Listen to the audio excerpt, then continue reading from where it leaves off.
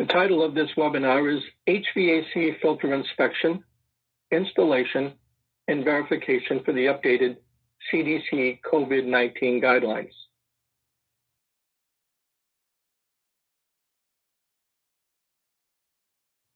The objectives are to explain the benefits of taking in-place air filter measurements to comply with these latest COVID-19 guidelines. The CDC requires a MERV 13 or 14 filter if the system has a capacity for the 14 upgrade.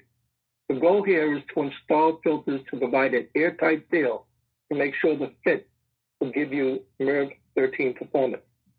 These measurements must be taken with an in-place handheld particle counter.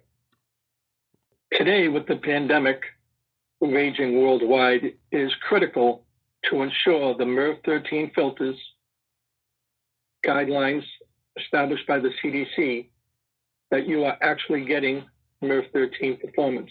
Without measurements, you are guessing. This is not a good time to be guessing on your air filtration. Measure it, verify, and monitor is the only way to ensure MERV 13 performance.